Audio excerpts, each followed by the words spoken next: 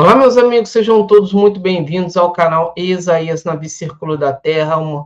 Uma boa noite a todos, deixe seu like, seu boa noite no chat. E hoje eu trago aqui mais uma vez no canal Adriano Cruz. Boa noite, Adriano, tudo bom? Oi, Isaías, boa noite. É um prazer novamente estar aqui com você e com o seu público. Hoje nós vamos falar sobre um assunto bem interessante, né, a respeito de Sim, verdades bíblicas. E aí eu espero que todos possam tirar o máximo de proveito. sim, eu pedi ao Adriano, eu convidei ele aqui para ele vir falar sobre escatologia, fim dos dias, fim do mundo, apocalipse, a, os eventos que estão relacionados ao final de tudo, né, que a Bíblia apresenta, e a ponto de vista dele, a linha que ele segue, né, como ele entende, né, e a gente vai aí aproveitar o que ele tem para nos ensinar. Então, boa noite, Adriano, fique à vontade. Para você começar, eu queria que você falasse aí quais os eventos que o próximo evento, por exemplo, que já define o cumprimento das profecias em relação ao fim, né? Eu queria que você já começasse a partir daí, depois você falasse sobre ressurreição dos mortos, sobre o Armagedon, sobre a vinda de Cristo, né?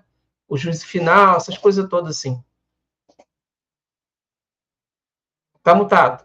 Isso, vai. Então, esse tema, ele é muito importante para nossos dias, até por conta do fato de precisarmos entender os acontecimentos, né, que estão ocorrendo em nossos dias e os que ainda estão previstos ou preditos para que aconteçam.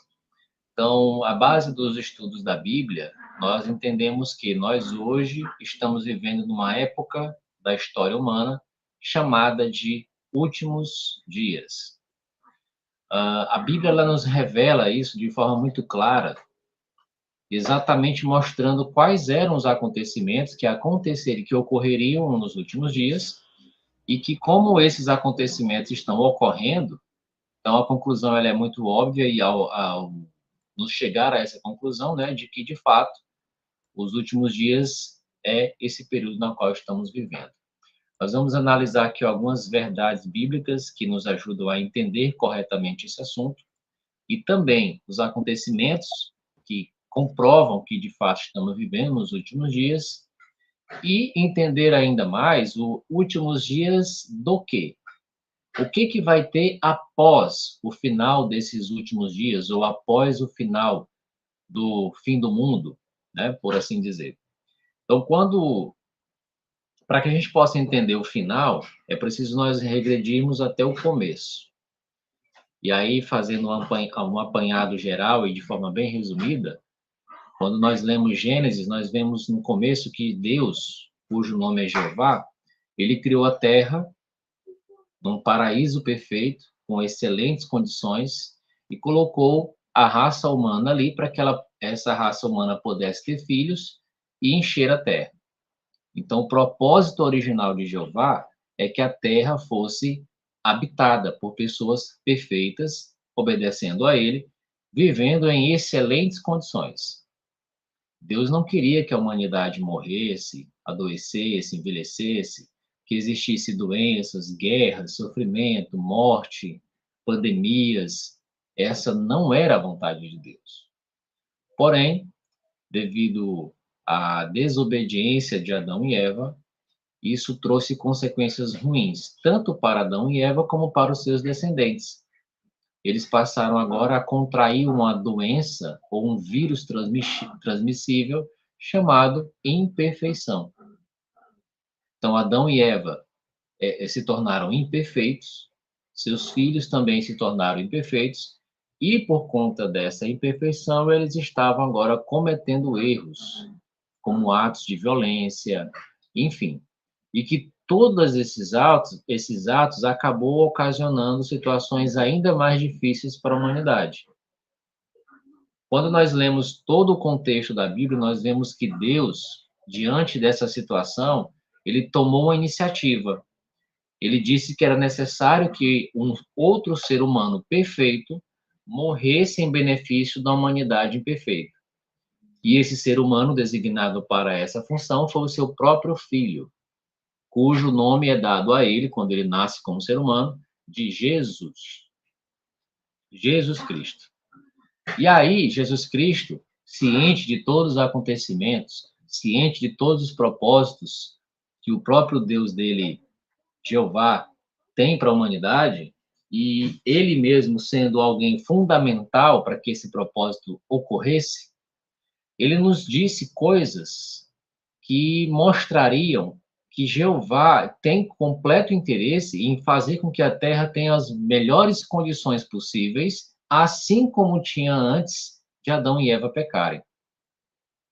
E Jesus ele transmite esse ensinamento de forma muito clara, mas numa determinada ocasião é perguntado a ele quando que ocorreria o fim dessas coisas ruins. Uma vez que ele ensinou que a morte, a doença, o sofrimento, pobreza, não é da vontade de Deus. E que, claro, Deus iria acabar com essas coisas. O próprio Senhor Jesus Cristo, ungido de Deus, veio à Terra dotado de poderes sobrenaturais e curou muitas pessoas. Curou doentes, ressuscitou mortos, aleijados, ele curou, fez com que essa pessoa andasse. Então, ele fez muitas curas milagrosas e até trouxe de volta à vida pessoas que haviam morrido. Tudo que Cristo fez, no sentido de milagres, era para demonstrar que tanto ele quanto seu Pai, a fonte de todo o poder, tem interesse em acabar com os sofrimentos da humanidade. Inclusive a doença, a morte, a pobreza, o sofrimento, guerras. Então, Jesus e o seu Pai Jeová têm esse interesse. E aí, transmitindo esse ensinamento, nós chegamos num dos textos que é muito emblemático, que é Mateus capítulo 24, que inclusive, Ezequiel, eu gostaria que você mostrasse na tela, para a gente poder analisar alguns versículos desse texto. Mateus capítulo 24. Nessa ocasião, Jesus está reunido com seus discípulos, e aí ele havia falado, né, sobre o templo, que ele usa o templo como uma espécie de comparação. E aí, num determinado momento, no versículo 3, um dos seus apóstolos, um dos seus discípulos até então, né, faz uma pergunta bem interessante para ele, que essa pergunta ela reflete aquilo que também nós queremos saber. Então, perguntaram para ele assim: e estando assentado no Monte das Oliveiras, chegaram-se a eles, os seus discípulos em particular, dizendo: diz-nos, quando serão essas coisas e que sinal haverá da tua vinda e do fim do mundo? A palavra vinda aqui, na verdade, seria mais correto presença, né? Quando que ocorrerá a presença, a sua presença, obviamente de forma invisível, não mais em corpo humano, e do fim do mundo. Vamos nos ater aqui. Então, os discípulos queriam saber quais seriam os sinais que fariam com que eles entendessem que o fim do mundo estaria próximo. Eles não perguntaram o ano, eles não queriam saber datas, eles queriam saber quais eram os sinais. Como que eles iriam saber que o fim estava próximo? Qual era o sinal? O que iria identificar isso? E aí o Senhor Jesus, no versículo 4, começa a responder. No versículo 5, Isaías, você pode botar aí o 5, ele diz os sinais da presença dele, né? Ou melhor, do fim do mundo. Lembrando que esses sinais, eles têm um cumprimento duplo. Ele se cumpre lá em Jerusalém, mas também se cumpre nos nossos dias. Por que devemos chegar a essa conclusão? Porque a pergunta foi fim do mundo. Então, quando que o mundo, o planeta Terra, iria realmente ter um fim dessas condições ruins que já existiam também naquela época? Aí Jesus começa a responder no versículo 5, dizendo assim, ó: muitos virão em meu nome dizendo, eu sou Cristo, e enganarão a muitos. Em nossos dias, esse sinal já se cumpriu. Nós já vimos diversas pessoas, inclusive, se identificando como sendo o Cristo, como sendo o ungido de Deus. Então, esse sinal, é claro que já se cumpriu. Aí, Isaías, pode grifar aí o versículo 6, que é de um dos sinais que realmente é muito importante. O 6 diz: E ouvireis de guerra e de rumores de guerra.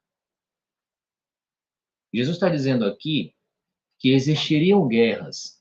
É claro que até aqui já tinham ocorrido guerras anteriores. Inclusive, muitas dessas guerras estão relatadas no Antigo Testamento. Mas quando Jesus Cristo dá o sinal aqui de que guerras e rumores de guerra, na verdade, o que está envolvido aqui é a intensidade desses acontecimentos. Eles agora, esses sinais, eles iriam ocorrer em escala mundial, não em pontos isolados, mas em escala mundial. Teria que ser algo que afetasse o planeta inteiro. Afinal, a pergunta era o fim do mundo. Então, quando que as coisas ruins que ocorrem no planeta, com a humanidade, iriam chegar ao fim? Um desses sinais era de que ocorreriam guerras, e claro, em guerras em escala mundial. Aí ele continua dizendo no versículo 6: Olhai, mas não vos assusteis, porque é mister que tudo aconteça, mas ainda não é o fim. Então Jesus está relatando coisas que iriam ocorrer antes do fim do mundo. Guerras, quando ocorressem, ali não era o próprio, propriamente dito, o fim do mundo, mas eram sinais que ocorreriam antes desse acontecimento principal, que é o fim do mundo. Aí no versículo 7 ele continua dizendo: Porquanto se levantará nação contra nação, e reino contra reino, e haverá fome, e pestes ou doenças, e terremotos em vários lugares. Então veja que Jesus Cristo, dando os sinais aqui do fim do mundo, ele fala que nação se levantaria ou agiria contra outra nação. Isso aconteceu em nossos dias, mas o ato mundial que marcou a história de toda a humanidade ocorreu no ano de 1914, quando ocorre a Primeira Guerra em escala mundial. Milhões de pessoas perderam suas vidas. Mais de 90% do planeta estava envolvido de forma direta ou indiretamente nesta guerra. Então, de fato, nação se levantou contra nação.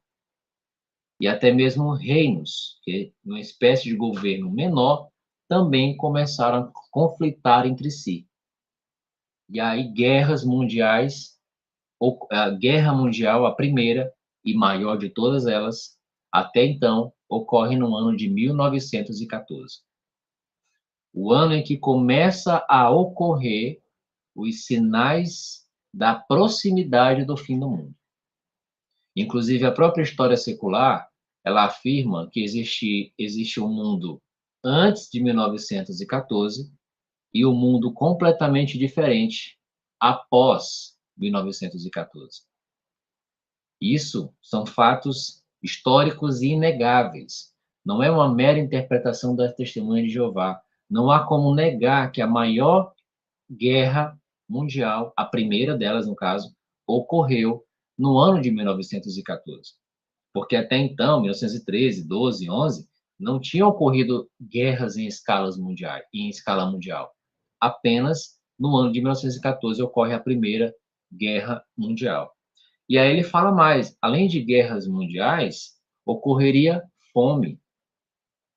Segundo dados, a partir de 1914, a humanidade começa agora a sofrer ainda mais, note aqui a questão da intensidade do acontecimento, ainda mais, aumentou a quantidade de pessoas que passam necessidades.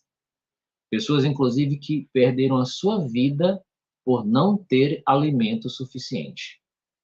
Uma busca frenética por alimentação ocorre a partir de 1914, inclusive até por efeitos da própria Primeira Guerra Mundial, como consequência disso. Então, essas guerras e fome em escala mundial também aconteceu. É um sinal que já aconteceu a partir de 1914. Mas ele continua falando no próprio versículo 7, pestes ou doenças, pandemias. Mais recente, né, Isaías, em 2019, 2020, tivemos aí o vírus Covid, né, que matou milhares de pessoas, e vemos que, de fato, desde 1914 até nossos dias atuais, ocorreram muitas mortes de pessoas que morreram por conta de doenças.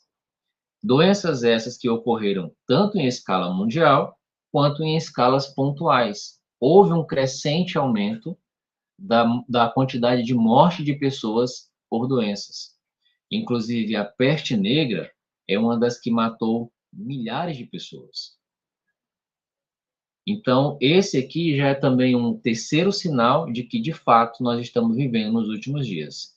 Guerras mundiais, fome em escala mundial e, claro, a ocorrência de pandemias que dizimaram milhares de vidas por conta disso. Um outro sinal que comprova a presença, ou melhor, o fim do mundo, é justamente a ocorrência de terremotos. Terremotos, eles aconteciam antes de 1914. É verdade. Mas não em vários lugares, como diz no próprio versículo. Terremotos em vários lugares. Isso está acontecendo, e segundo dados, passou a ter um aumento significativo na ocorrência de terremotos a partir de 1914, até mesmo em países ou em cidades que não era para ocorrer, que estão em locais que não era para ocorrer, não ter incidência de terremotos, está acontecendo. O Brasil, por exemplo, é um deles. Já tivemos ocorrência de terremotos aqui no Brasil. Então, em escala mundial, muitas pessoas também perderam suas vidas justamente por conta de terremotos, que é um outro sinal da presença de Jesus Cristo como rei, né, claro, e também um indicativo de que realmente estamos vivendo nos últimos dias. Então, guerras mundiais, fome, pandemia e terremotos em vários lugares são 4 sinais que comprovam que nós já estamos vivendo nos últimos dias. E Jesus Cristo, a partir desses versículos, ele passa a dar outros sinais que se cumpriram tanto lá naquela época quanto que vai se cumprir ou já está se cumprindo nos nossos dias.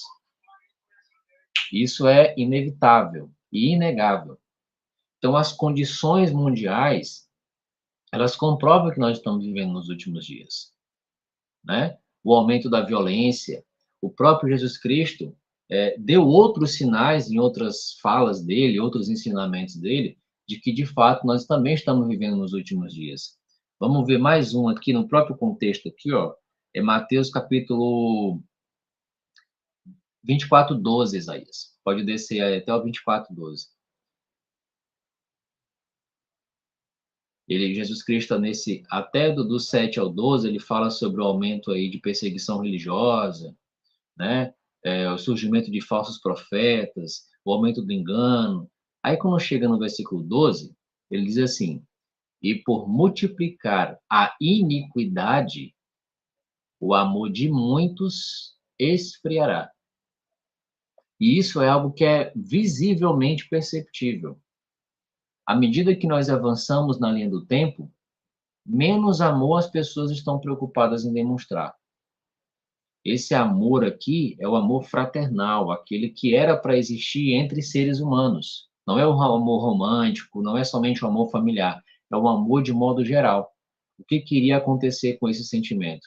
Ele ia diminuir por conta do aumento daquilo que é iníquo, as coisas ruins iam aumentar tanto que as pessoas não iam mais ter demonstrações de amor, como ocorria há muito tempo antes. Então, veja, é tipo que proporcional. Aumenta as coisas ruins, o amor das pessoas diminui. E nós vemos isso, por exemplo, ocorre hoje muito feminicídio, muito pai matando filho, filho matando pai, a família. Então, muitas pessoas são afetadas por essa falta de amor. Pessoas hoje que têm muitos bens materiais, que não se compadecem do ser humano, do outro ser humano que tem condições limitadas, que inclusive arrisca até a sua própria existência. Então, o amor realmente das pessoas diminuiu. Mas tem um outro sinal que comprova que nós estamos vivendo nos últimos dias. Veja aí, Isaías, por exemplo, o versículo 14. No versículo 14, o Senhor Jesus Cristo diz assim, ó, ah, e este evangelho do reino será pregado em todo o mundo, em testemunho a todas as nações, e então virá o fim. Então, com essas palavras, Jesus está dizendo que ocorreria uma pregação do evangelho do reino em escala mundial. Esse é mais um dos acontecimentos que antecedem o fim do mundo. Pregação mundial sobre o reino de Deus. Esse sinal aqui, como todos os outros citados por Jesus, também já está acontecendo nos últimos dias, na nossa época. De 1914, para ser mais exato, a partir de 1919, nós, por exemplo, testemunhas de Jeová, temos nos esforçado a levar o evangelho do reino para todas as pessoas em todo o planeta. Tanto é verdade que hoje, em 2024, as testemunhas de Jeová estão presentes em 240 países e territórios. E dedicamos mais de 1 bilhão de horas anuais falando com pessoas sobre o reino de Deus. Milhares e milhares de publicações bíblicas, de Bíblias inclusive, são distribuídas mensalmente para pessoas aprenderem sobre o reino de Deus. Hoje, praticamente em 99% do planeta, existem as testemunhas de Jeová pregando este evangelho do reino, as boas novas que o reino de Deus vai trazer. Em diversas línguas. Nós, testemunhas de Jeová, por exemplo, temos o maior site mais traduzido do planeta. São mais de 1.000 idiomas e dialetos, falado por, às vezes, um pouquinho de pessoas, mas existe a mensagem do reino de forma bíblica para essas pessoas no idioma delas. E nós, testemunhas de Jeová, continuamos a cada dia nos esforçando para levar cada vez mais a mensagem do Evangelho do Reino em todo o planeta, pregando e declarando as boas novas do Reino, assim como o sinal de Jesus Cristo foi dito, e como ele disse que ocorreria, né? Dar testemunho sobre ele, inclusive, até a parte mais distante da terra. Nós, testemunhas de Jeová, nos orgulhamos em fazer isso e em fazer parte direta do cumprimento desse sinal. Muitas outras religiões não têm interesse em pregar em escala mundial, tampouco sobre o reino de Deus. Diferentemente deles, nós, testemunhos de Jeová, nosso principal tema da nossa pregação é sobre o reino de Deus. As bênçãos que ele vai trazer, que é o que nós veremos um pouco mais na frente. Então, esse sinal hoje, graças às testemunhas de Jeová, ele está sendo cumprido e vai cumprir até vir o fim, como diz o versículo. E então virá o fim. Então, quando essa obra mundial ela tiver sido feita em todo o planeta e Jeová entender que já é suficiente, então virá o fim. É o que diz Mateus 24:14. Então, como vimos, Isaías, na Bíblia, as condições do planeta iriam ficar ruins, iria ocorrer guerra, doença, terremotos, né? Falta de alimento, mas também o amor das pessoas iria diminuir, porque aquilo que é ruim iria aumentar, mas também, por outro lado, iria ocorrer uma pregação mundial falando sobre as boas notícias do reino de Deus. E todos esses sinais até aqui, é inegável que eles tenham ocorrido. em especial a partir do ano significativo na história humana, que é o ano de 1914, que é, segundo o nosso entendimento, o ano em que começa o período que a Bíblia chama de últimos dias. Por que chegamos a essa conclusão? Porque os sinais que Cristo deu e o que a Bíblia dá como sendo que ocorreriam, né, durante esse período de últimos dias, nós vemos acontecendo claramente diante de nossos olhos. Mas não é só isso que identifica que nós estamos vivendo nos últimos dias. Isaías, por gentileza, abra agora 2 Timóteo 3. 2 Timóteo, capítulo 3. Nós vamos ler alguns versículos desse capítulo. E agora nós vamos ver como que seriam as pessoas, ou que características as pessoas iriam ter quando estivessem vivendo nos últimos dias. Então, 2 Timóteo, capítulo 3, logo no versículo 1, nós lemos assim: Sabe, porém, isto, que nos últimos dias sobrevirão tempos trabalhosos, ou haveriam tempos difíceis, complicados. Então, será que podemos dizer que a humanidade hoje não está vivendo em tempos trabalhosos ou complicados, difíceis? É óbvio que sim. E a Bíblia claramente, de forma muito simples, diz: nos últimos dias, os tempos seriam difíceis. Se está difícil, então, de fato, estamos vivendo nos últimos dias. E aí, nós passamos ali, a partir do versículo 2, quais seriam as características das pessoas que viveriam nesse período difícil chamado últimos dias. No versículo 2 fala: homens amantes de si mesmo.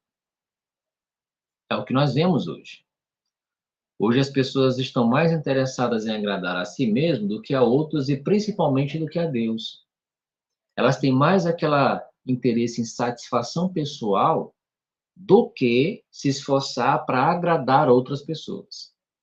Então, nós seres humanos que vivemos nos últimos dias temos essa tendência de sermos mais amantes de nós mesmos.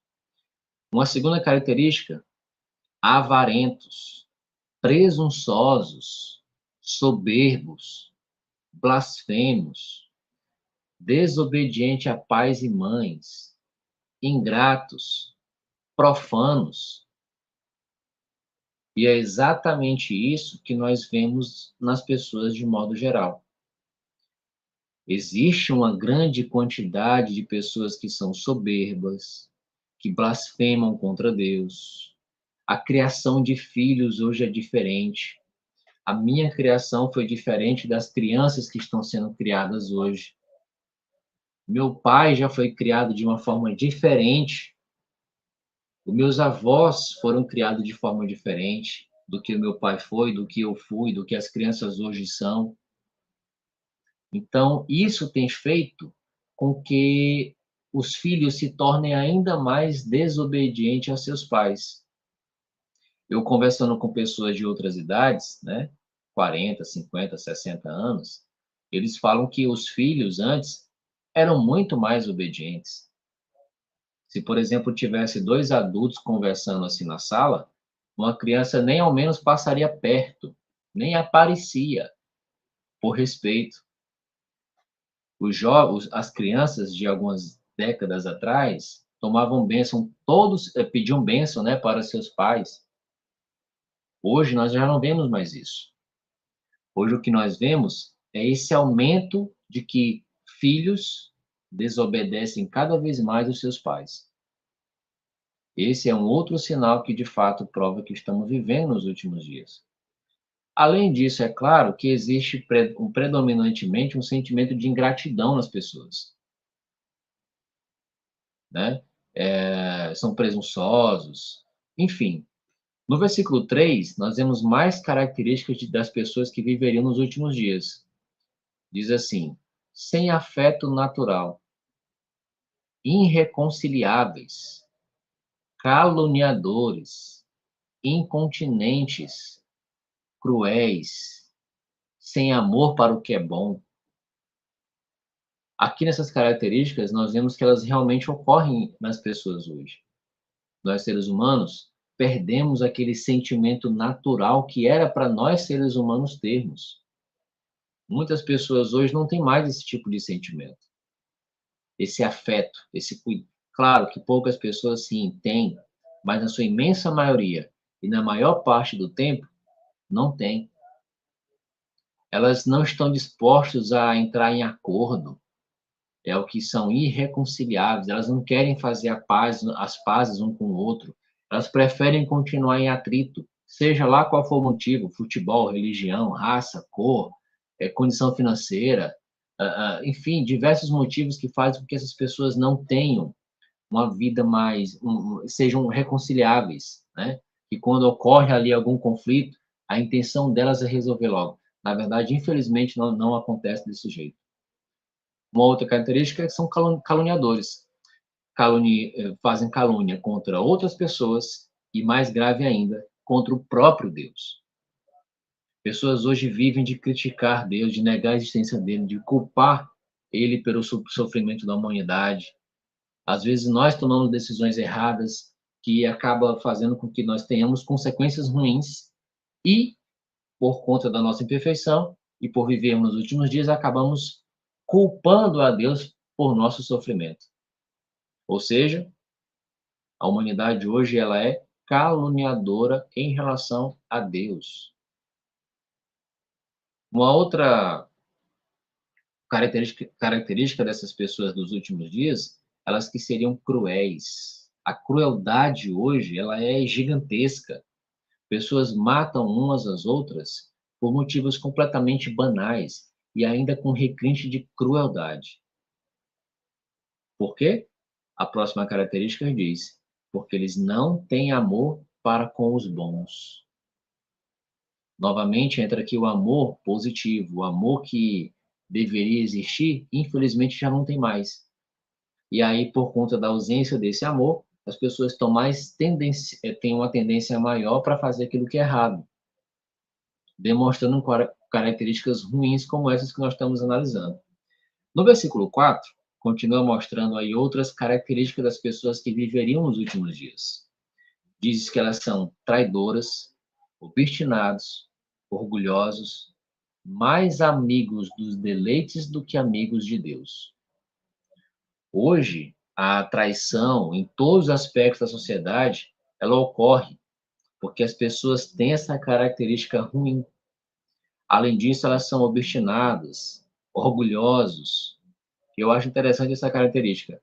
Mais amigo dos deleites do que amigos de Deus. E essa é muito fácil de nós vermos que realmente está acontecendo. Por exemplo, quando existe um show na sua cidade e quando existe um evento religioso, seja de qual religião for, onde que vai dar mais gente? Certamente que é nesse evento de show, com certeza. As pessoas pagam para ir.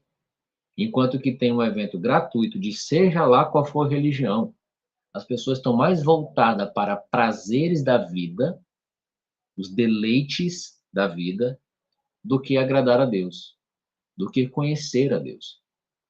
E essa é uma das características das pessoas que viveriam num período que nós lemos na Bíblia ser os últimos dias, tão difíceis como são hoje. E aí, ainda continuando no contexto, o versículo 5 diz algo interessante sobre essas pessoas.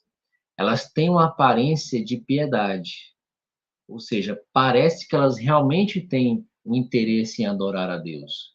Parece que elas querem realmente ter uma relação achegada com Deus.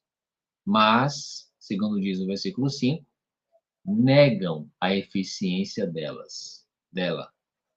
Ou seja, tem pessoas que até acreditam em Deus, até que vão a igrejas, mas elas não permitem que os conselhos bíblicos ali influenciem de fato a vida delas.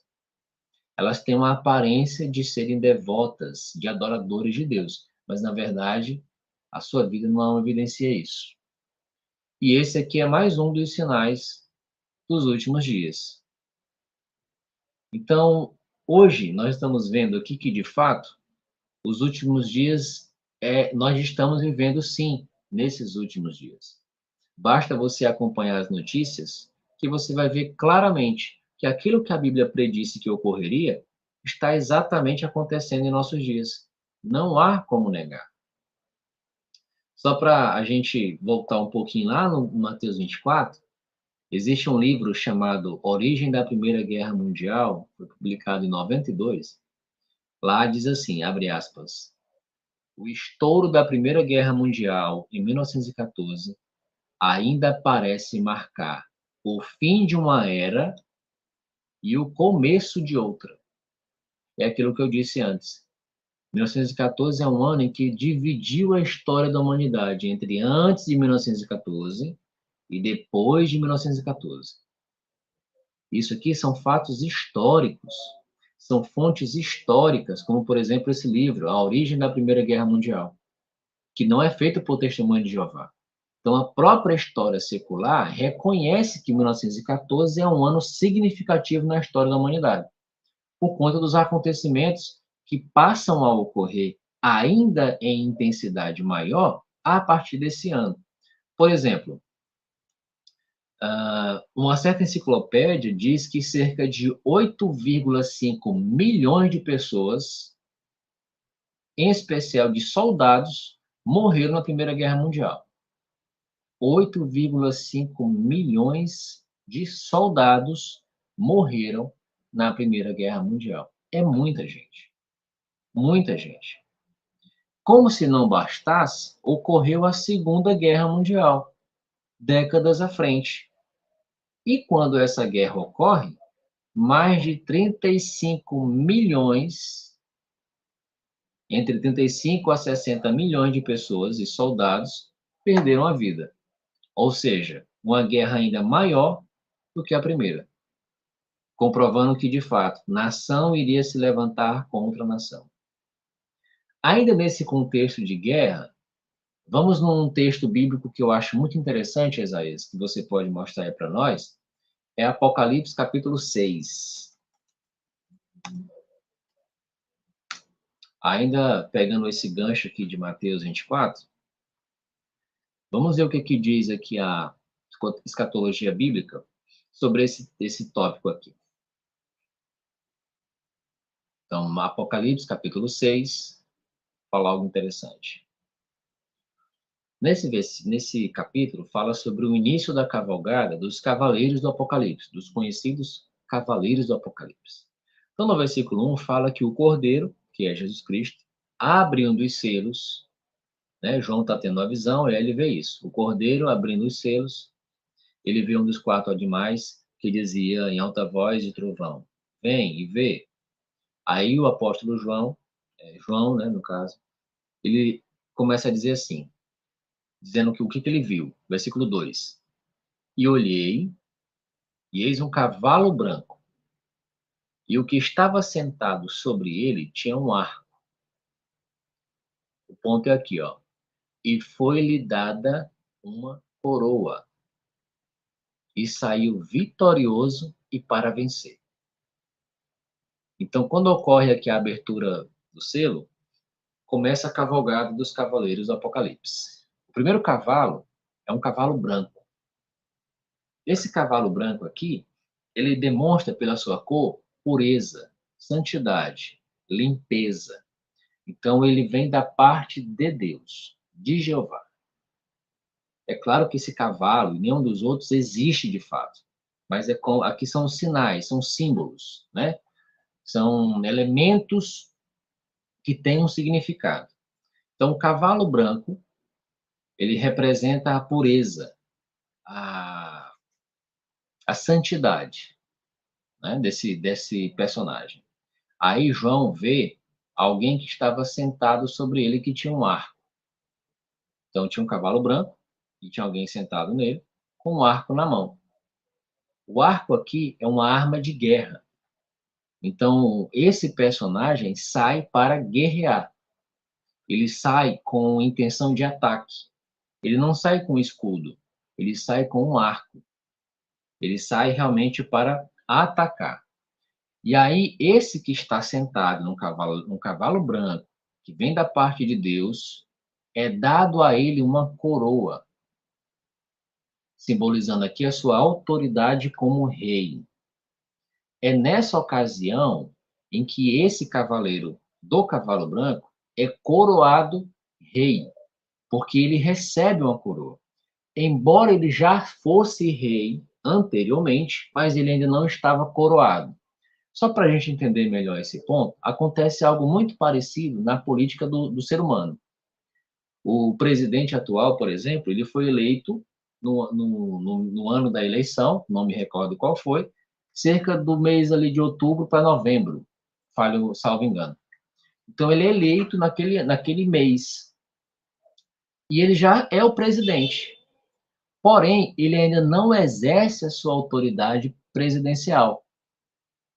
Os habitantes do país já reconhecem essa pessoa como o presidente, o futuro presidente do país. Mas aquela pessoa, aquele presidente, ainda não recebeu suas autoridades presidenciais.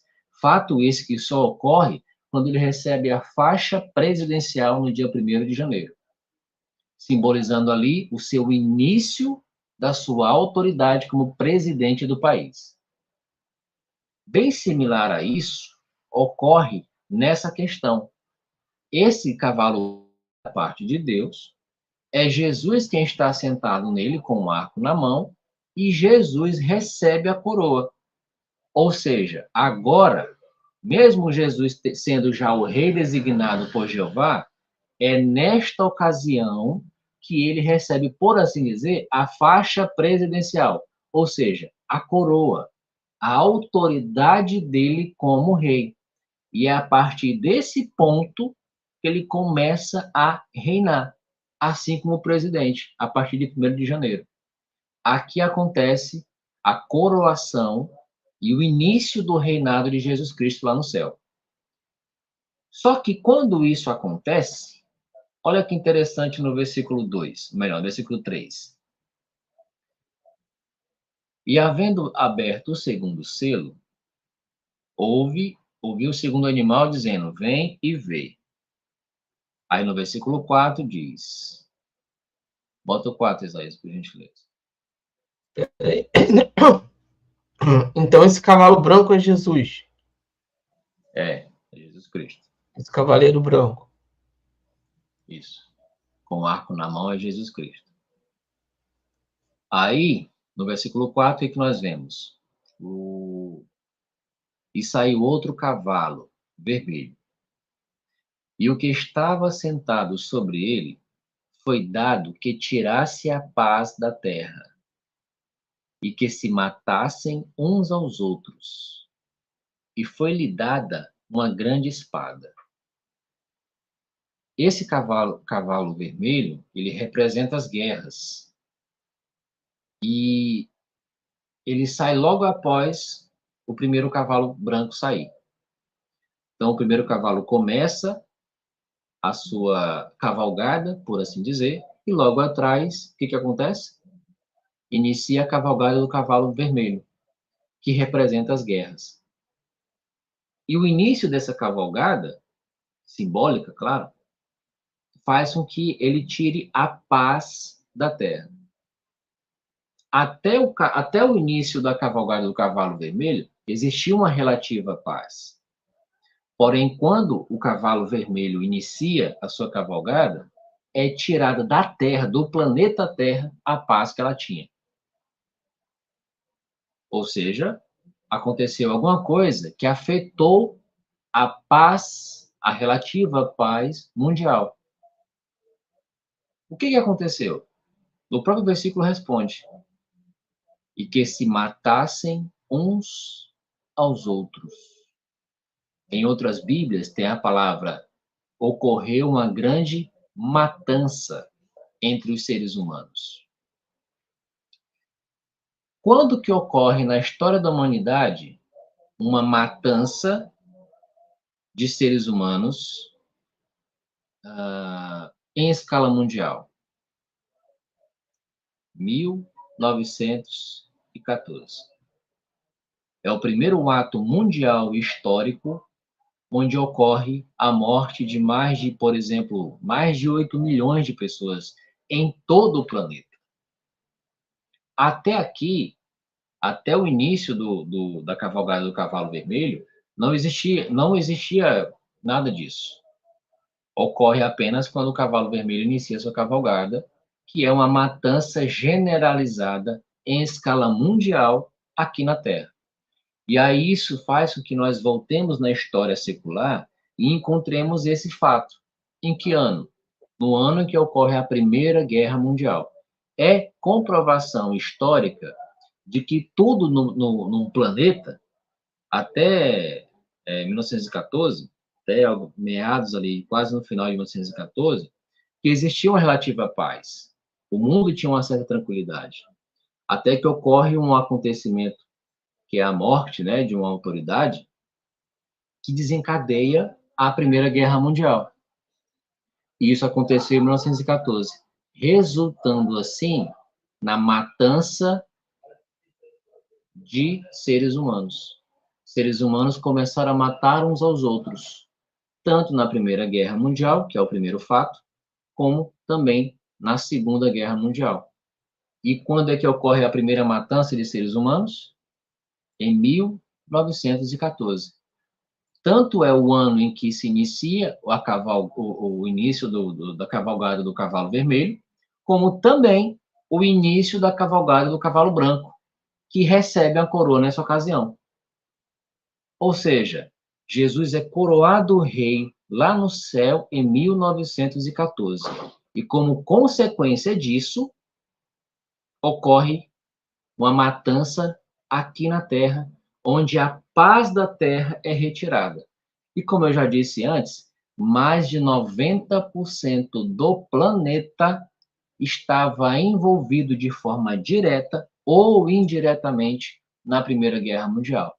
Ou seja, não existia paz na Terra. Exatamente como nós estamos lendo em Apocalipse capítulo 6, e que qualquer pessoa pode comprovar isso por meio de fatos históricos. Não tem como negar isso. Isso é fato. É como lei dizendo que 2 mais 2 é igual a 4 numa tabuada, e você pegar duas laranjas e 2 maçãs e você ter 4 frutas. É exatamente o que nós estamos vendo. 1914, novamente, marcando aqui a história da humanidade e comprovando que, aliás, e respondendo a pergunta lá do apóstolo, do discípulo, quando que vai acontecer o fim do mundo? E também um sinal da sua presença. Jesus se faz presente novamente na história humana quando ele recebe a coroa. E aí, quando ele recebe a coroa, na terra ocorre uma matança entre seres humanos. Se formos, por exemplo, lá no capítulo 12, Isaías, nós vamos ler algo mais interessante sobre isso, ainda nessa linha de raciocínio. Apocalipse, capítulo 12. Ah, capítulo? Isso. É só avançar aí o capítulo 12. Apocalipse, capítulo 12. Ah, tá. Qual versículo? 7. No versículo 1 aí até o 7, nós vemos que ocorre aí o nascimento de uma criança, uma mulher dar à luz, né? Uma mulher vestida de sol. Nós entendemos que essa mulher não é Maria, a mãe de Jesus Cristo, a mãe humana de Jesus Cristo, e que essa criança também não é Jesus Cristo, e sim um reino celestial. E a mulher representa a organização celestial de Jeová. Então, a organização celestial de Jeová gera ali o seu reino, o reinado de Jesus Cristo. E aí, como um dos seus primeiros atos, aliás, um dos atos que ocorre ali nesse meio tempo, está descrito no versículo 7. Olha que interessante. Lembrando ainda, tendo em mente o que está em Apocalipse 6, né? Inicia a cavalgada do cavaleiro branco, com o arco na mão, que recebe uma coroa, e aí depois vem o cavalo vermelho, que traz aí a guerra em escala mundial. E aí, só que um pouco antes disso, o que acontece? Houve uma batalha no céu. Miguel e os seus anjos batalharam contra o dragão. E batalhavam o dragão e os seus anjos. Esse Miguel aí, claramente é Jesus Cristo.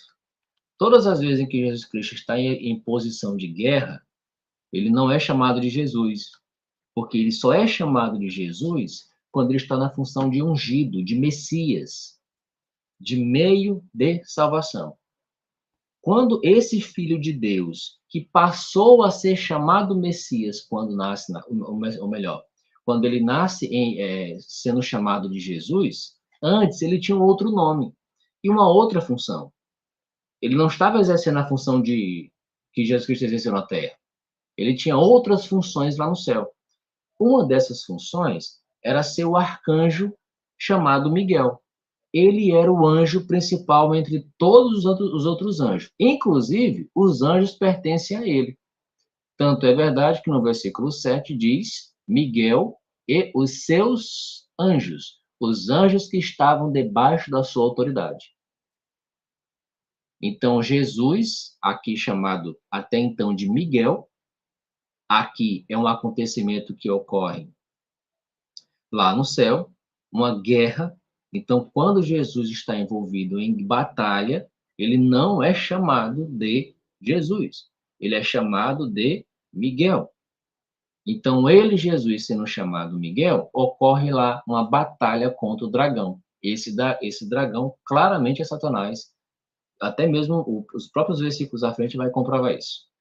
Então, Jesus Cristo e seus anjos guerreiam contra Satanás e seus anjos lá no céu. E óbvio, versículo 8, diz que tanto o Satanás quanto os seus anjos não venceram. E também não se achou mais lugar para eles lá no céu. Até ocorrer essa batalha, Satanás ficava para cima e para baixo. Terra, céu, céu, terra. Só que chegou um momento de que o reino de Jesus Cristo precisa começar. E aí, o que acontece?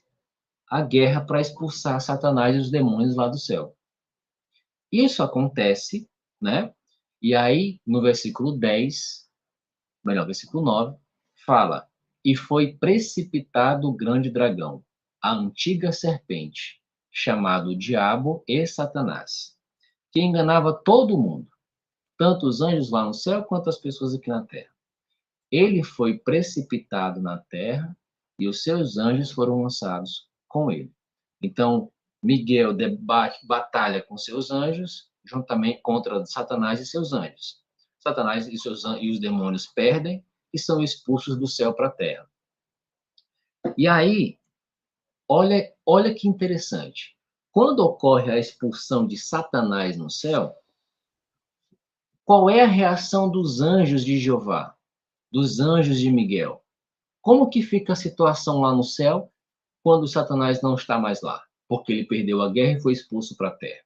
Nós lemos exatamente isso no versículo 10.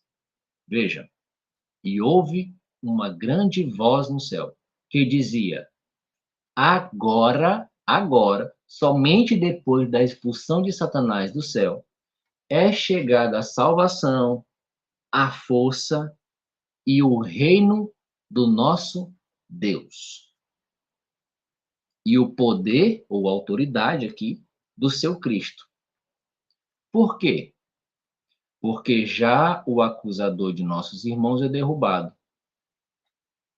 Veja, então, somente após a expulsão de Satanás do céu, é que agora, a partir desse fato, é que se começa o reino de Deus e a autoridade de Jesus Cristo.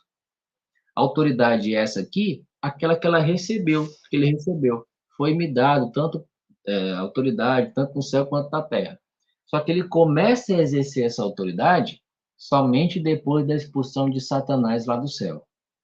Quem diz isso aqui é a voz que foi ouvida no céu pós expulsão de Satanás e os demônios de lá. Então os anjos ficam felizes com esse acontecimento. E agora eles poderiam agora claramente dizer: agora começa o reino de Deus e a autoridade, essa autoridade aqui de rei, como de Jesus Cristo. Quando que Satanás vem para a Terra? No momento em que se começa o reino e a autoridade de Jesus Cristo, que foi claramente em 1914. A Primeira Guerra Mundial é uma das evidências do que nós vamos ler no versículo 12. quando Satanás, lá no céu, os anjos ficam felizes e dizem que a partir desse momento começa o reino de Deus e Jesus Cristo exerce sua autoridade como rei lá no céu e aqui na terra. Aí a gente está lembrando ainda de Apocalipse 6. Aí nós vemos qual seria o efeito da expulsão de Satanás e os demônios para a terra. Versículo 12 diz assim: Por isso, alegrai-vos, ó céus, e vós que neles habitais. Então os anjos ficaram super felizes lá no céu. Porém, ai, ai dos que habitam na terra e no mar, porque o diabo desceu a vós e tem grande ira, sabendo que já tem pouco tempo. Note que interessante. Lá no céu, depois dessa guerra e da expulsão e do começo lá do reinado e do poder de Jesus Cristo, os anjos ficaram alegres. Porém, aqui na terra existiria dor, tanto que o texto fala: ai dos que habitam na terra. Satanás aqui na terra, com grande ira, porque ele sabe agora que a sua existência tem um prazo para acabar, ele tem pouco tempo e a intenção dele é desviar o maior número de pessoas possíveis, eles estão fazendo com que a situação da Terra fique cada vez pior. E um dos acontecimentos que está atrelado a essa expulsão de Satanás é justamente o que nós lemos em Apocalipse capítulo 6, que é a matança entre seres humanos.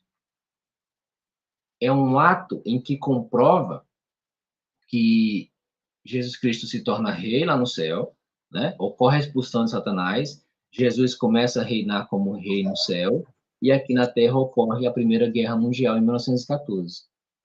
Então, tanto a expulsão de Satanás do céu ocorre em 1914, como também o início da autoridade de Jesus Cristo como rei reinante lá no céu também ocorre em 1914.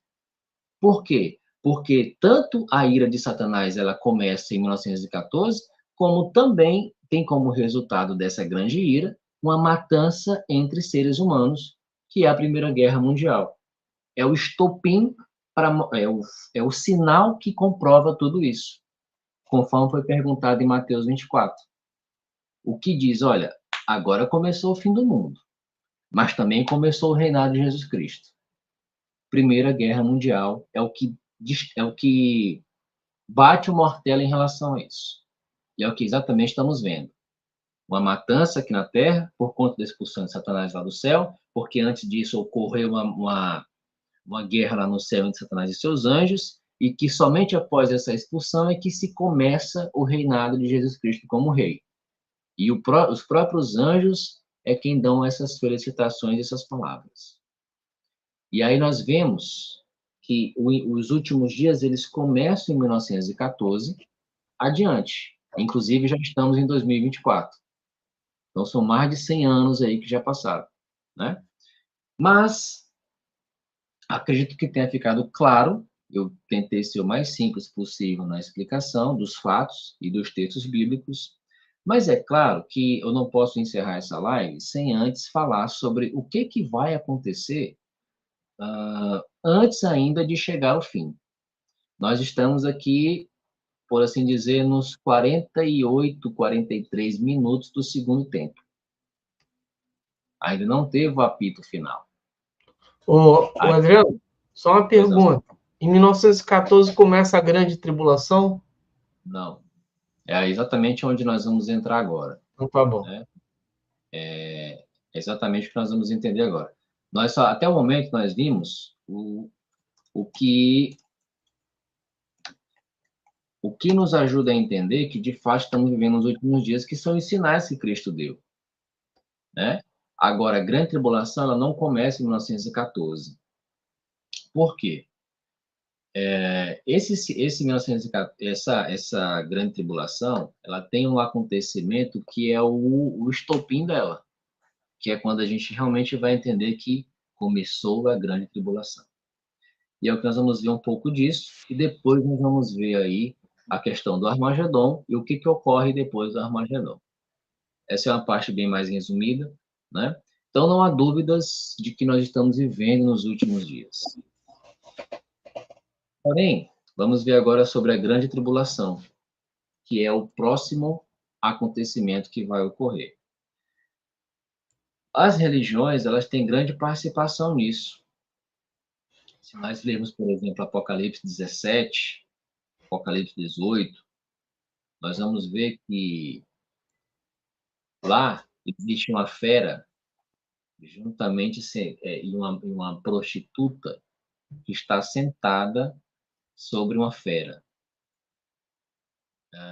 Quem estuda a Bíblia corretamente entende que essa prostituta é o sistema religioso falso, em escala mundial. Não estou falando somente de religiões do que é chamado de cristianismo, mas são todas as religiões em escala mundial. Elas são simbolizadas por essa grande prostituta, ou grande meretriz. E essa fera, segundo os livros de Daniel, por exemplo, Ezequiel, elas representam governos políticos. Por que essa mulher é a prostituta? Porque ela comete prostituição religiosa, ou prostituição teocrática, por assim dizer, com os governos políticos. E aí mostra que a religião hoje ela tem grande influência na política. E a política tem grande envolvimento na religião falsa. Isso é fácil de ser comprovado. É como se ela, ao invés de ser fiel a Deus, ela comete imoralidade com os governos políticos. Elas estão, ao invés de apoiar o governo de Deus, a religião falsa em escala mundial, não estou citando religião A, B ou C, mas eu estou falando de todo um grupo de religiões que biblicamente são consideradas falsas, elas não estão sendo fiel ao governo de Cristo, e sim cometendo imoralidade com os governos políticos. Como? Apoiando esses governos políticos. Por exemplo, não preciso ir muito longe, mas no próprio nazismo, nós encontramos ali que religiosos de diversas denominações ajudaram na eleição daquele que seria um dos maiores mártires da história humana. Ou melhor, um dos maiores genocidas da história humana, que é o autor do nazismo. E a religião esteve claramente envolvida nisso. Muitas religiões, no decorrer da história humana, estiveram envolvidas diretamente em guerras que ceifaram a vida de milhões de pessoas.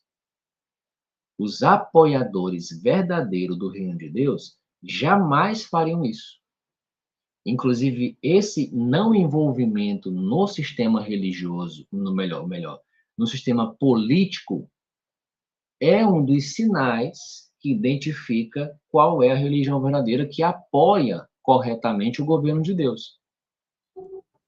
Embora esses membros dessa religião verdadeira não sejam contra o sistema político, mas eles também não são a favor, porque eles defendem um outro tipo de governo que é melhor do que qualquer governo humano, que é o governo que Cristo ensinou, o governo de Deus.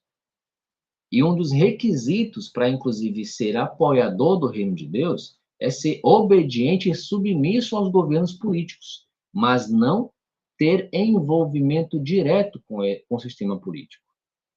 Isso quer dizer que aqueles que apoiam o governo de Deus, nos últimos dias, eles seriam bons cidadãos, pagar seus impostos, obedecer às leis, obedecer às autoridades, recorrer a elas em busca de ajuda, quando necessário, ajuda legal quando necessário.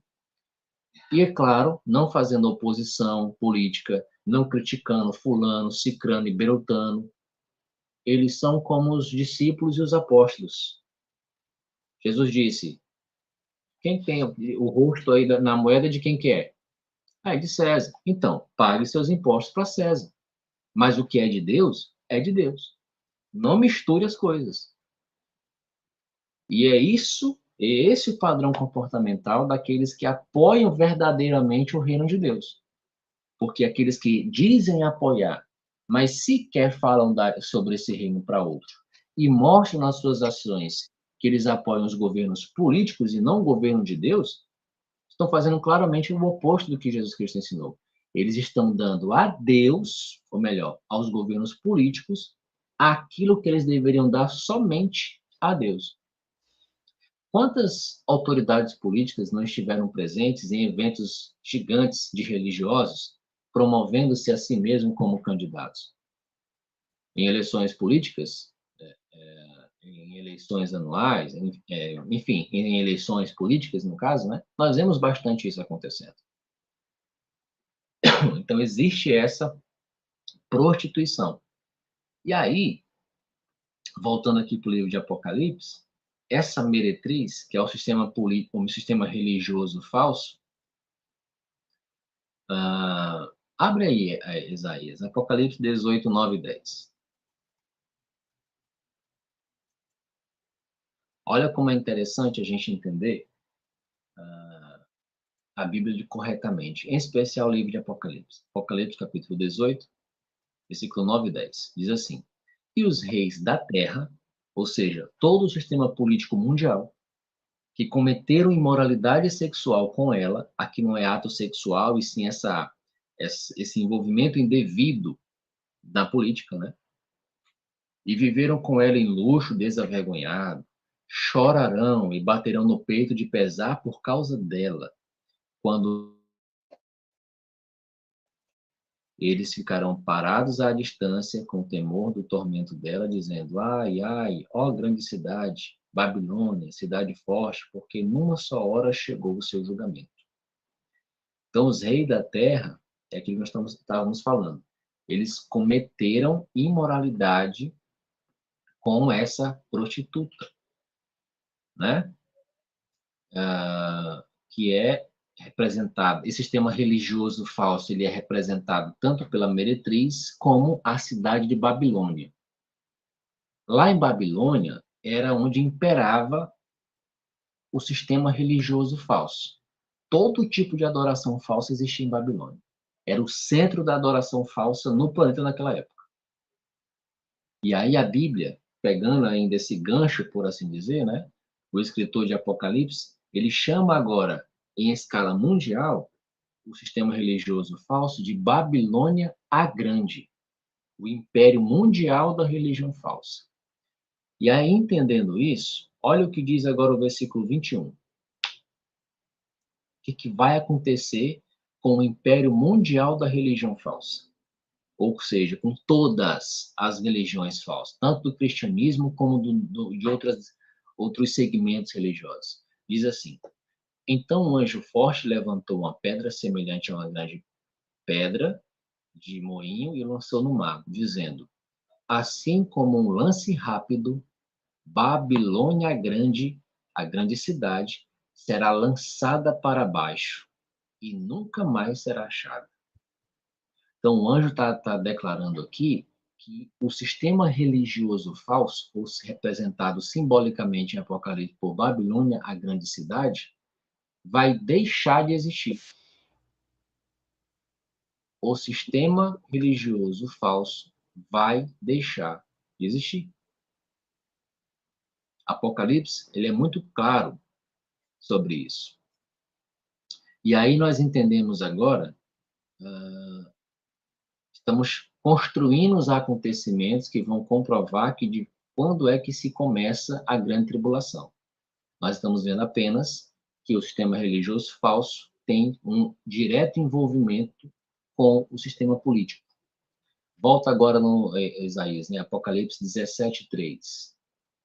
E aí, lá no começo, nos 17:1, nós vimos que existe uma mulher, uma prostituta, né?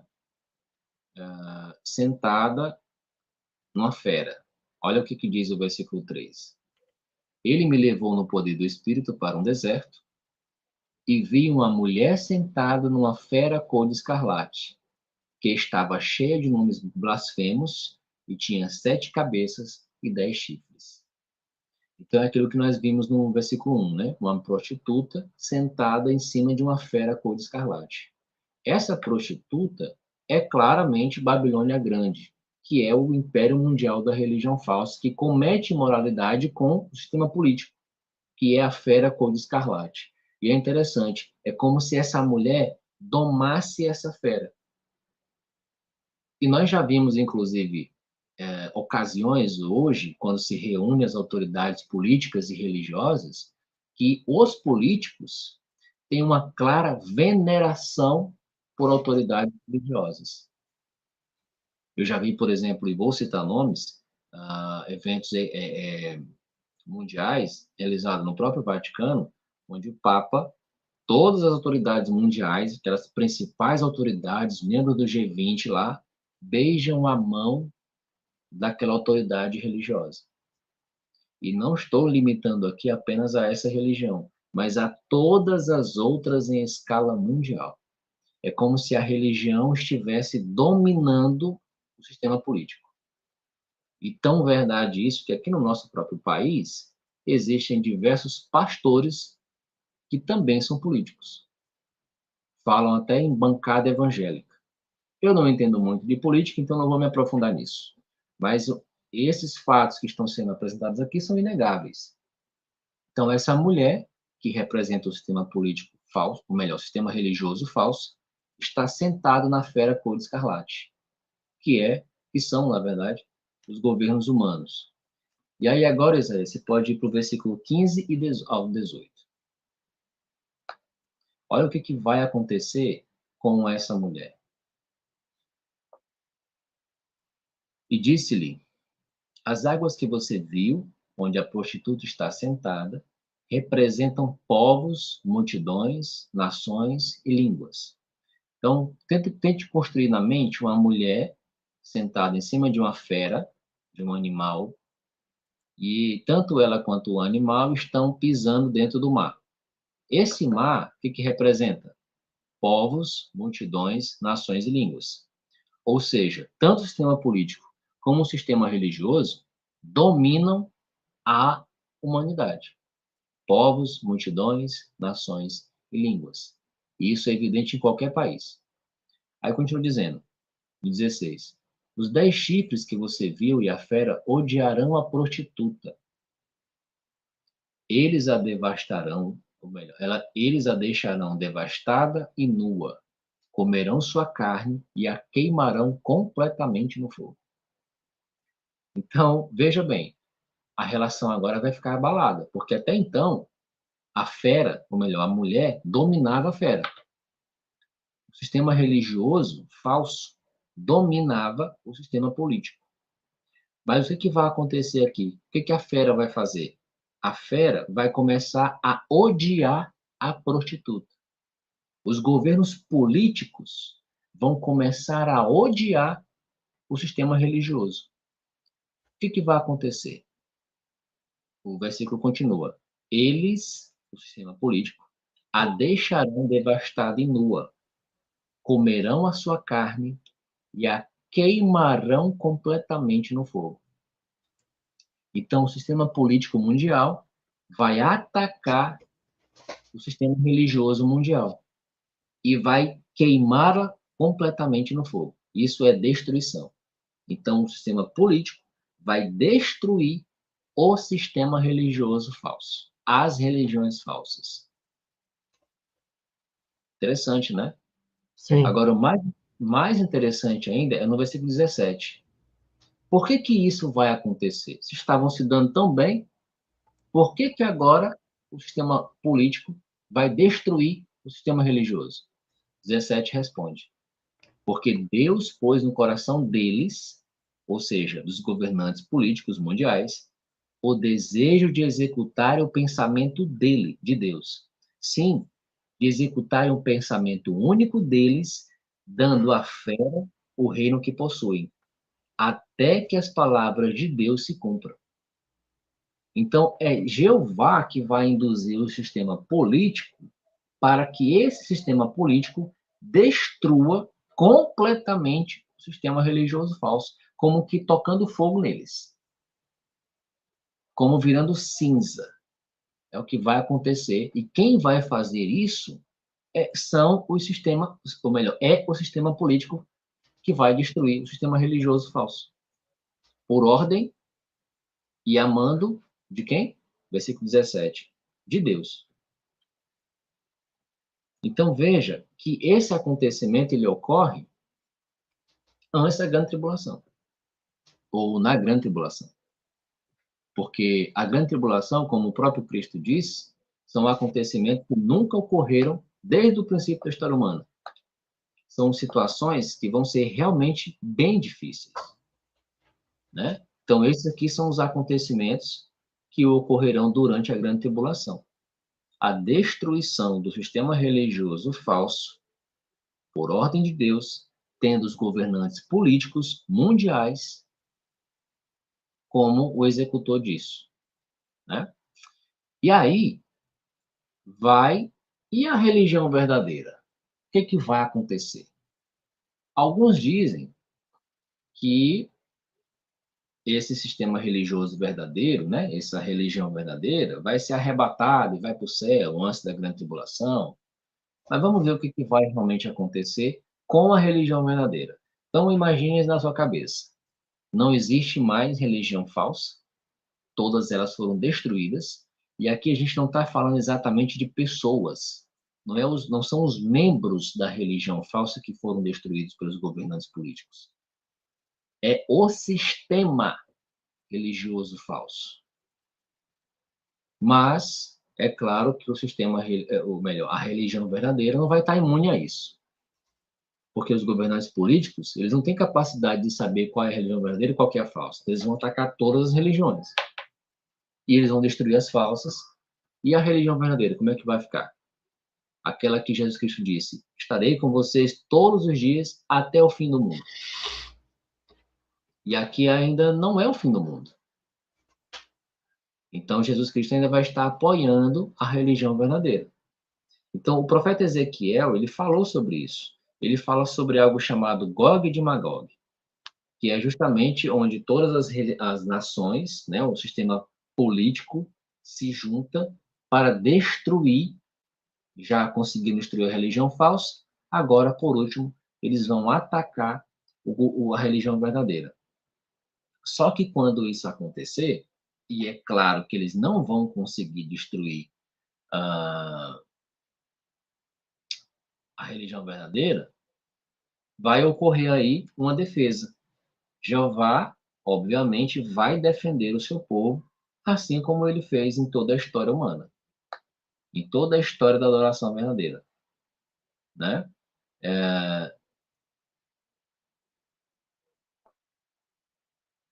Então, Jeová não vai permitir que o sistema religioso, ou melhor, que o sistema político, destrua a religião verdadeira. Justamente porque, primeiro, Jesus ainda vai ser o cabeça dessa religião, e é claro que não é do propósito de Jeová a destruição da religião verdadeira. Então, Jeová vai proteger os seus adoradores contra esse ataque. E aí, como que isso vai acontecer? Como que isso vai acontecer? Jeová vai enviar o seu filho Jesus Cristo para intervir e proteger o povo dele. Certo? Então, essa religião verdadeira não vai ser destruída pelos governantes políticos. Muito pelo contrário. Quando esses governantes políticos atacarem a religião verdadeira, é aí que vai se iniciar o que a Bíblia chama de Armagedon, que é a guerra de Deus contra o sistema completo de Satanás, que é dividido em comércio, religião e política.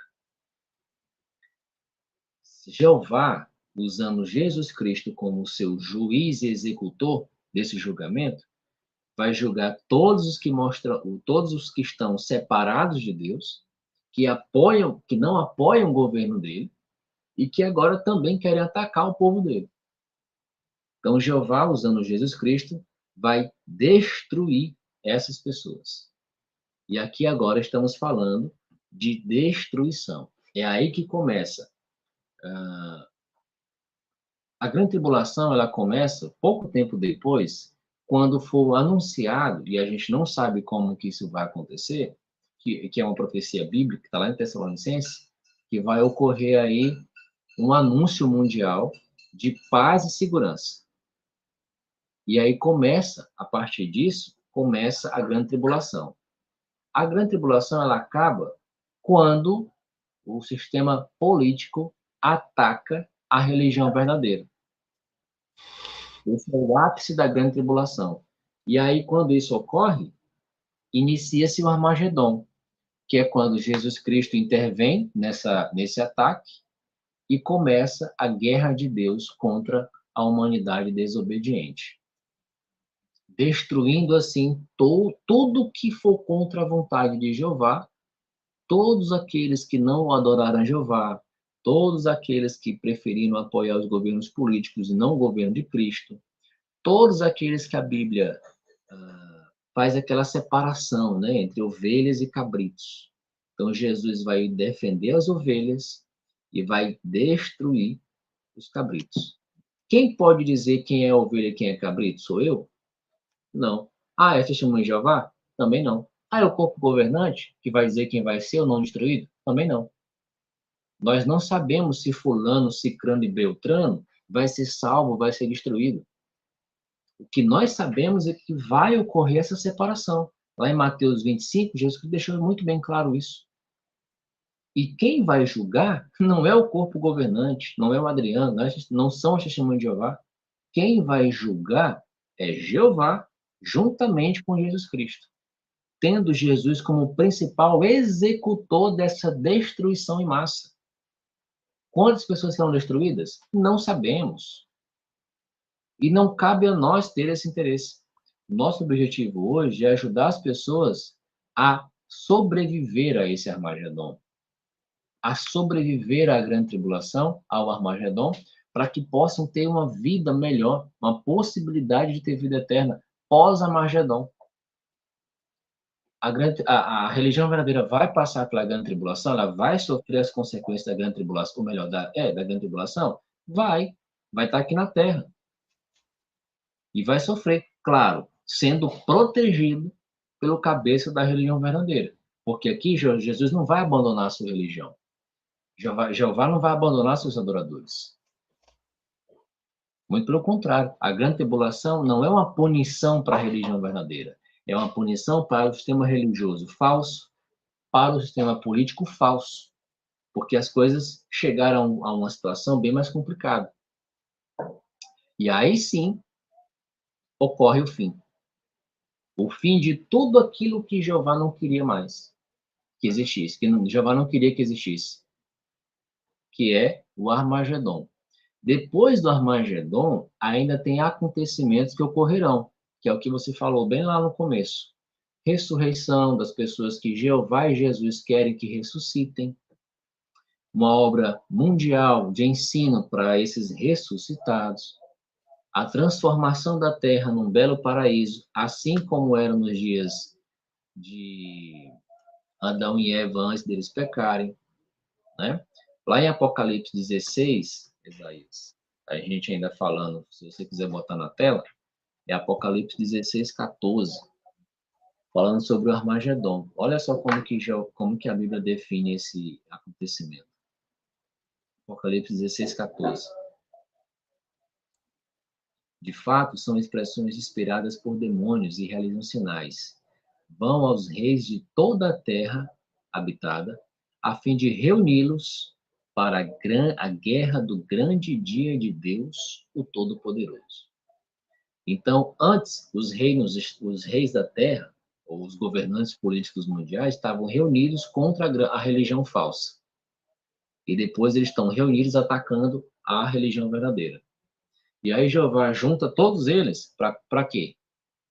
Para a guerra do grande dia de Deus e Todo-Poderoso. Ou seja, o Armagedon. Qual que é a intenção de Jeová no Armagedon? Destruir esse sistema político, que também está predito lá em Daniel 2,44. E no dia daqueles reis, dos governantes mundiais, que é descrito na profecia de Daniel, o Deus do céu estabelecerá um reino que jamais será arruinado. E não vai ser substituído por ninguém. e vai esmiuçar, destruir, fazer com que se torne pó todos os governos humanos políticos, todo o sistema político governamental humano. E aí ocorre a destruição desse sistema mau, desse sistema governado por Satanás.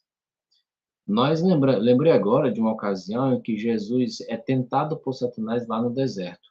E uma das moedas de troca, por assim dizer, uma das coisas que Satanás oferece em troca de adoração é justamente os governos da terra, os reis da terra. Ele disse: Jesus, eu te dou tudo isso aqui, ó. É para tu ser o chefe de todos eles, se você quiser.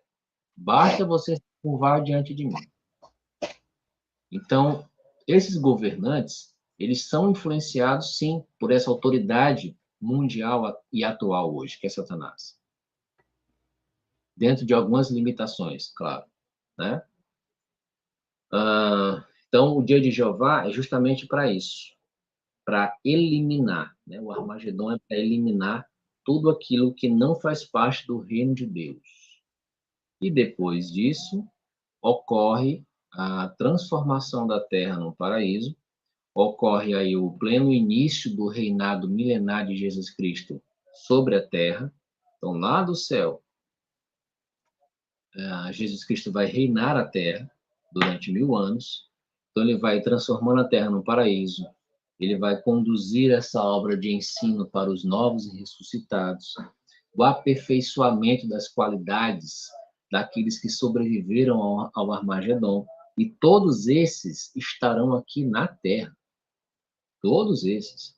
Os que vão para o céu, que inclusive vão guerrear juntamente com Jesus, são os 144 mil, juntamente com Cristo e os anjos. Então, olha que poderoso esse exército é, que vai conflitar com os governos políticos mundiais, que também têm uma certa medida de poder, mas é claro que eles sequer chegam perto do poderio régio, né? O poder de guerra que o exército de Jeová tem, liderado por Jesus Cristo, não tem nem como vencer, né? E aí ocorre o fim do Armagedon e o início do reinado de Jesus Cristo aqui na Terra, que é justamente como eu estava falando, a transformação da Terra no paraíso. Quando isso acontecer, Jesus começa a reinar a Terra durante 1000 anos. Como que vai ser a condição dessa Terra durante esses 1000 anos? Né? O que vai acontecer? Se você puder, Isaías, olha o que vai acontecer quando Jesus Cristo finalizar o seu reinado. Apocalipse, capítulo 21, versículo 3 e 4.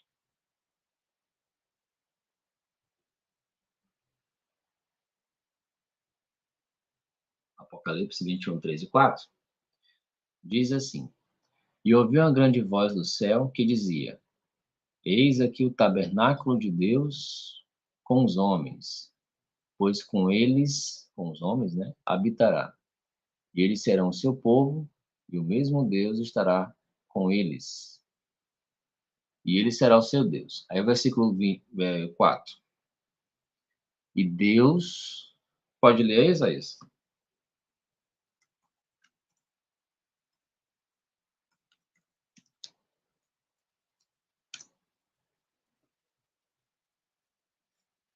Versículo 4 diz assim, ó. E Deus limpará de seus olhos toda lágrima, e não haverá mais morte, nem haverá mais pranto, nem clamor, nem dor, porque já as primeiras coisas são passadas. Olha que bonito. Quando Jesus Cristo finalizar o seu reinado aqui na Terra, né, já ocorreu aí a ressurreição de quem tinha para ser ressuscitado, já ocorreu lá em Apocalipse capítulo 20, fala que Satanás vai estar preso durante os 1000 anos, depois ele vai, durante esses 1000 anos, as pessoas serão ressuscitadas, vão aprender novamente o que precisam aprender, serão abertos novos rolos, novas instruções serão dadas para esses sobreviventes, eles terão que novamente ser obedientes durante esses 1000 anos, fazer ajustes que serão necessários, Enquanto isso, a Terra está sendo transformada num paraíso, a humanidade finalmente não vai ter mais a influência de Satanás durante 1000 anos, até que Satanás é solto. E isso eu estou narrando os acontecimentos descritos em Apocalipse capítulo 20. Né? Satanás é solto. Satanás é solto, ele faz um teste final contra esse. Bota aí, Isaías, na verdade é melhor a gente ler. Apocalipse capítulo 20. Vamos deixar a Bíblia falar, é o que interessa. Então, o que nós estávamos dizendo, né? Satanás ele é preso no abismo, tanto que nós vamos ver aí, ó, versículo 3, e lançou no abismo, ali o encerrou, e pôs um selo sobre ele, para que ele não mais enganasse as nações, até que os 1000 anos se acabem. Aí ele vai ser solto por um pouco de tempo, é o que diz aí no versículo 3. E aí, versículo 4. E vi tronos, e assentaram-se sobre eles, e foi-lhe dado o poder de julgar, e vi as almas daqueles que foram degolados pelo testemunho de Cristo, pela dádiva de Deus, e que não adoraram a besta, nem a sua imagem, não receberam sinal em suas testes, nem em suas mãos, e viveram e reinaram com Cristo durante 1000 anos. Aí, o que acontece, ó? Versículo 7. Versículo 7, Isaías. E acabaram-se os 1000 anos. O que acontece? Satanás será solto da sua prisão. Ele sairá para enganar as nações que estão sobre os 4 cantos da terra, Gog e Magog, cujo número é como a areia do mar, para ajuntar em batalhas. Então, depois de 1000 anos preso, Satanás é solto, né? E aí ele vai fazer o quê? Ele vai atacar as pessoas que estão lá. As pessoas que sobreviveram ao Armagedon e foram ressuscitados e que agora viveram ali debaixo do reino de Cristo, recebendo novas instruções, novos ensinamentos, presenciaram o acontecimento que a Bíblia já narrou que ia acontecer e aconteceu, presenciaram tudo que nós dissemos nessa live. Só que ainda assim, olha o que vai acontecer no versículo 10 aí, ó. E o diabo, aliás, versículo 9, antes do 9. Então, o que vai acontecer? Satanás ele é solto para enganar as nações. Aí o 9 diz: E subiram sobre a largura da terra, e cercaram o arraial dos santos e a cidade amada. Então, Satanás e seus demônios, soltos, começam a atacar os sobreviventes do Armagedon e os ressuscitados. E aí, ele consegue enganar algumas pessoas. Mas olha o que vai acontecer aí, bem no final do versículo 9. Tem como grifar só esse final, Isaías? E de Deus desceu. Pronto. Então, Satanás enganou aí algumas pessoas que sobreviveram ao Armagedon. Só que Jeová não vai deixar mais passar. O que Deus faz? Manda descer fogo do céu e os devorou. Não sabemos se isso é literal ou não. O fato que é verdade, é incontestável, que isso aqui quer dizer que Satanás está sendo completamente destruído, junto com todos os que também se deixaram ser enganados por ele, Satanás. No versículo 8 falou que ele sai para enganar as nações, e aí Jeová pega e junta todos eles depois, os que foram enganados, e Satanás. Esses que foram enganados mostraram que não são fiéis a Jeová, que mesmo depois de tudo que Jeová fez, eles ainda assim têm uma atitude de não obediência, e juntamente com Satanás, eles são destruídos para sempre. Jeová os destrói. Mas, o Adriano, só um minuto. Esses que são destruídos foram ressuscitados? Foram. Aí, esses que são destruídos, inclui tanto aqueles que foram ressuscitados durante os 1000 anos, para viver na Terra, como também aqueles que foram sobreviventes no Armagedon, que não morreram, sobreviveram, viram os acontecimentos do fim do mundo, grande tribulação, Armagedon, o início do reinado de Jesus Cristo, o rei Jesus reinando durante 1000 anos, pessoas que estavam mortas sendo ressuscitadas, fez parte da obra de ensino nessa época, das novas instruções que serão dadas, mas ainda assim, nesse teste final, feito por Satanás, após ele ser solto, Satanás ser solto, e ele aproveita para enganar as pessoas, e consegue, aí Jeová decide limpar de uma vez por todas, tanto as pessoas que não obedeceram a Jeová, como também Satanás e os demônios. Aí Jeová destrói todos eles. É o que nós vemos no versículo 10, ó. Pode grifar aí o 10. Veja. E o diabo que os enganava, né, as pessoas, foi lançado no lago de fogo e enxofre, onde está a besta e o falso profeta. Besta aqui é o sistema político corrupto, que já havia sido destruído. Lembra que nós explicamos que Jeová destrói o sistema político no Armagedon? Então, tanto a besta como o falso profeta, que também já havia sido destruído, já estavam lá, por assim dizer, no lago de fogo. Ou seja, destruídos para sempre. Não vai ter mais governo político, não vai ter mais sistema religioso falso, não vai ter mais Satanás e os demônios. Todos eles foram devorados pelo fogo, destruídos, eliminados para sempre. Esse é o fim de Satanás, os demônios e todo o sistema político e governamental de Satanás. E aí a terra agora, como nós vemos no versículo 11, passa a imperar um grande trono branco, né?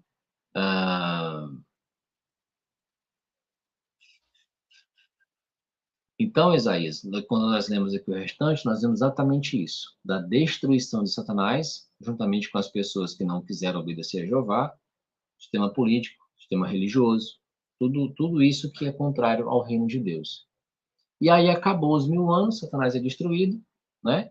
A terra é um paraíso, só ficou na terra agora quem realmente obedece a Jeová fielmente, quem aceita a autoridade de Cristo e quem fez a vontade de Jeová também durante esses 1000 anos. E detalhe, depois disso, o que acontece? Acabou já o reinado de Jesus Cristo. Aí 1 Coríntios 15 fala que ele devolve esse reinado para Jeová, Jeová começa a reinar a terra, e a humanidade agora está em condições perfeitas, tanto na terra, sem nenhum tipo de influência ruim, como também individualmente, porque a imperfeição já foi eliminada. Tanto que a Bíblia, em alguns outros versículos, diz que o último inimigo a ser eliminado é justamente a morte causada pela imperfeição humana. E aí o sacrifício de Jesus Cristo ele é aplicado.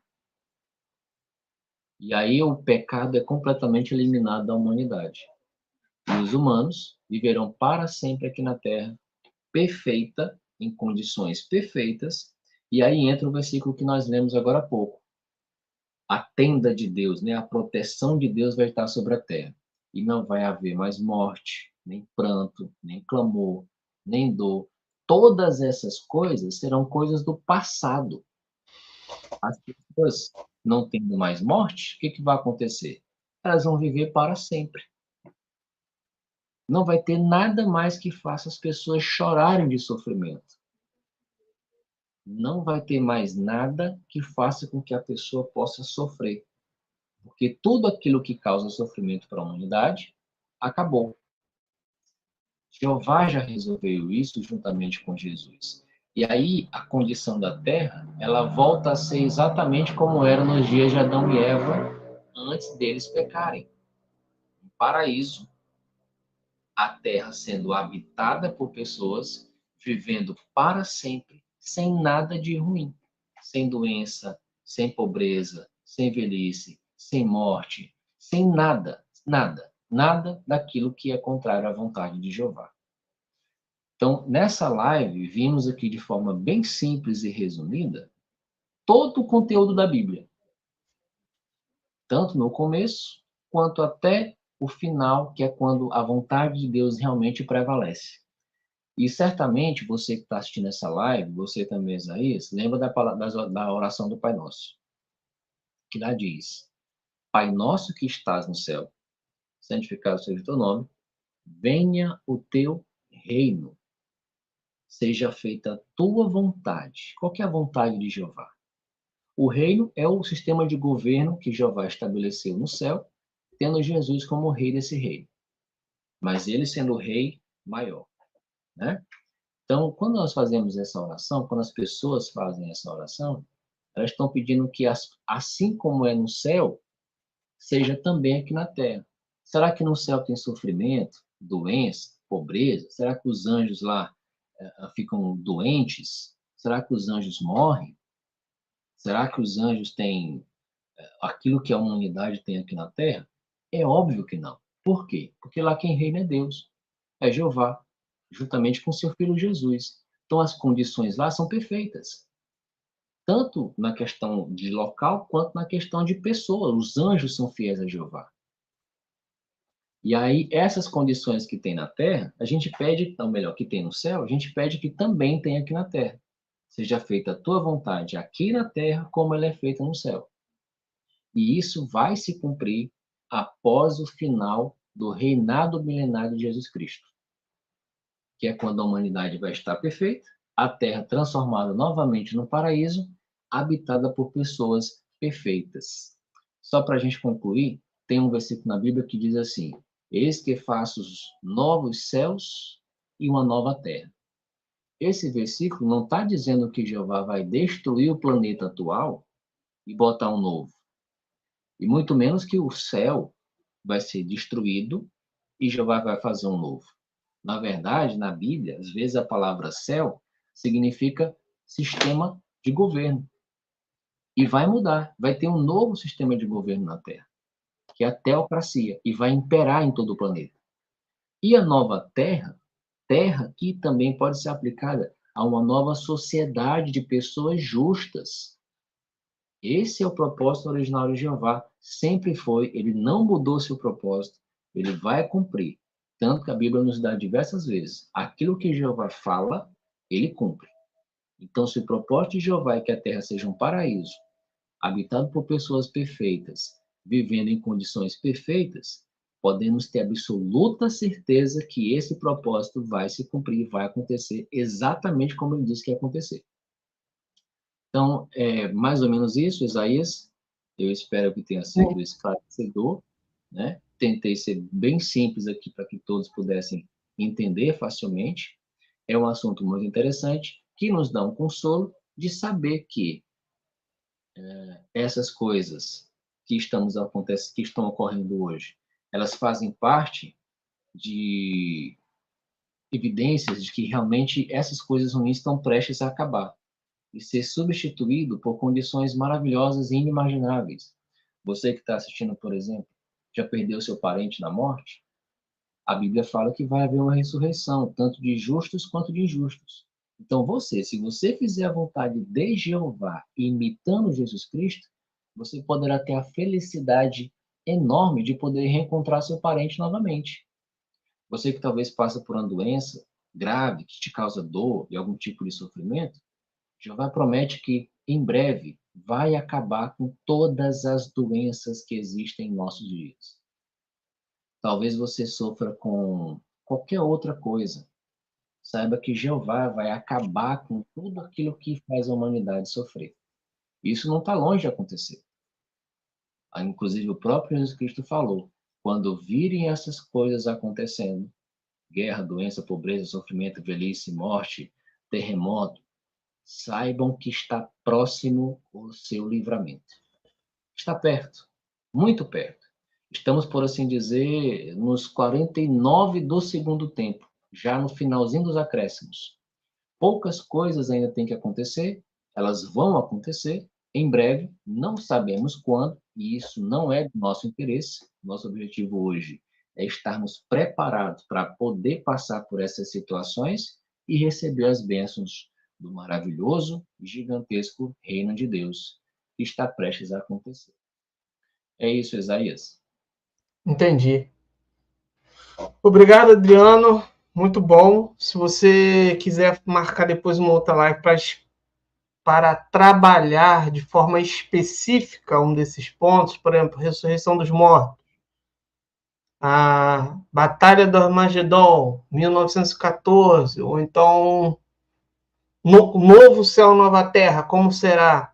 144 mil. Aí a gente pode marcar também, porque hoje foi um apanhado geral de tudo, né? E eu acho que cada um desses pontos tem algo a ser trabalhado aí com mais profundidade, você não acha?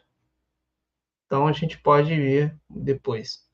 Sim, sim, nós podemos esmiuçar um pouco melhor cada ponto desse, né? Com live separada, fazer tipo uma série de vídeos explicando Sim. cada ponto assim mais aprofundado. E com certeza aqueles que amam a verdade da Bíblia, que gostam de assuntos da Bíblia, vão tirar muito proveito.